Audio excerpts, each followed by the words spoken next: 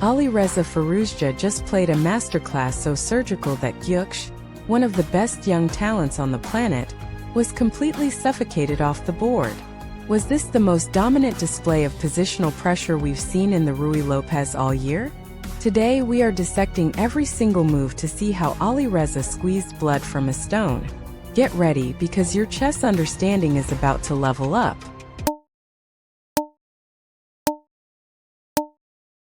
We start with the classic Ruy Lopez.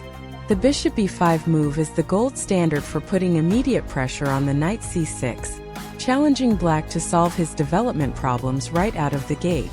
Alireza is looking to dictate the pace of the game before the clocks even hit 30 minutes. This isn't just about the opening. It's about setting the psychological tone for the entire match.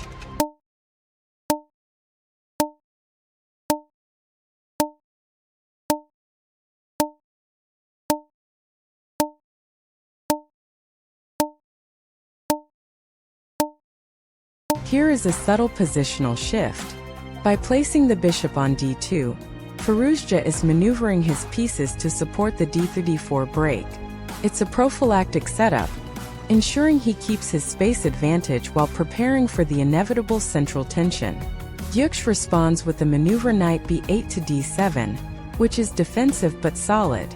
This is elite chess, not fireworks but constant, relentless tightening of the screws.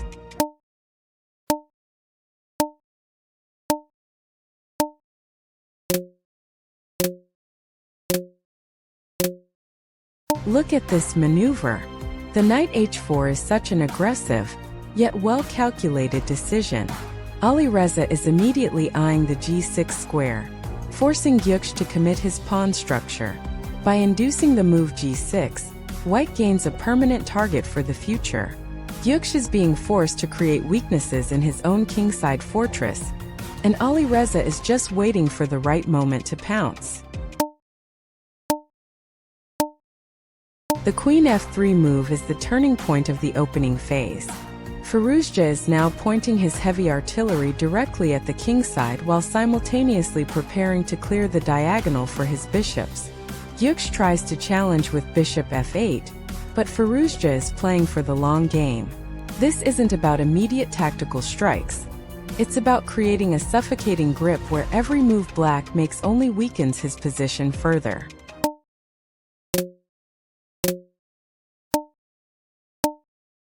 The queen h6 move is a total boss move. It's forcing Gukesh to solve a concrete problem on the king side, and suddenly the knight c5 comes into play, but it's too little, too late. Firouzja has already established a dynamic imbalance that favors white. The pressure on the light squares around the black king is absolutely palpable, and Gukesh is clearly feeling the heat under the immense pressure of the time control.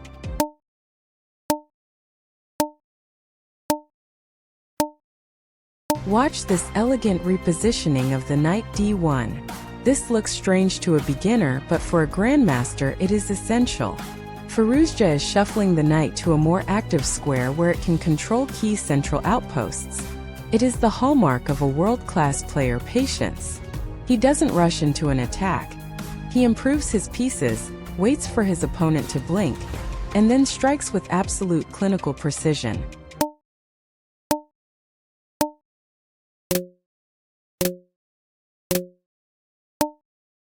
Knight e3 is a powerhouse move. It anchors the center, defends against any back-rank nonsense, and prepares to launch a counterattack if Gukesh tries anything spicy. Notice how Firouzja's pieces are working in perfect harmony. Every piece is doing a job, and the coordination is just breathtaking. Gukesh is currently trying to create counterplay with queen b3, but it's a desperate attempt to find air in a vacuum.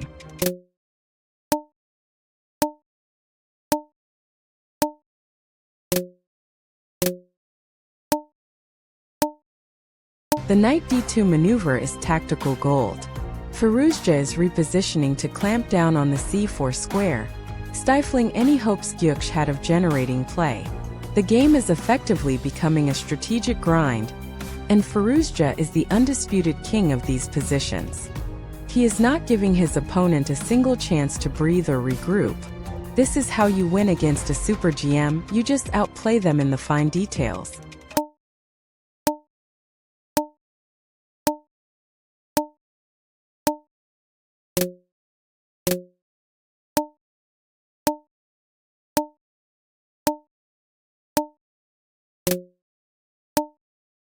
Queen c4 is a total shutdown move.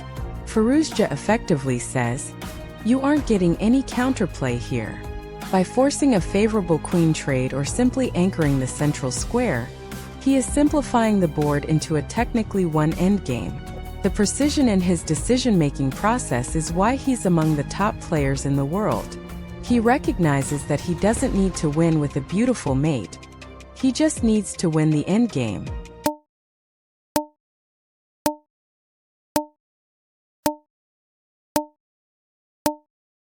The knight d5 move. This is the game ender, ladies and gentlemen. It forces an immediate simplification that leaves black in a completely lost minor piece ending. It's a beautiful realization of the strategic advantage he's built over the last 40 moves. Gukesh has no choice, and once the pieces start coming off the board, the writing is on the wall. The endgame technique here is textbook level.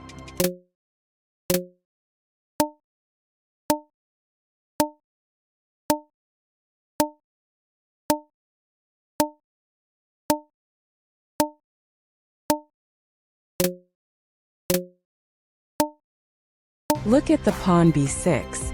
It's a passed pawn that is essentially a ticking time bomb. Gukesh has to sacrifice resources just to deal with it, and that leaves his position in total tatters. Firouzja is now dictating the tempo of the final phase of the game with absolute ease. He's closing in on the win, and he's doing it with the ruthlessness of a shark smelling blood in the water.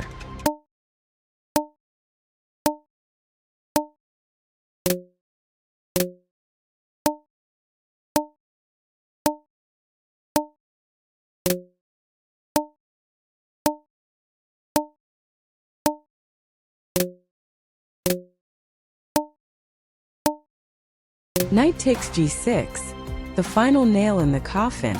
With the pawns falling and no defensive structure left for black, Gukesh has no hope of recovery. Firouzja's endgame conversion has been flawless. He navigated the complexities of the opening, maintained control in the middle game, and finished with the technical accuracy of a computer. That is how you dominate at the absolute highest level of the game.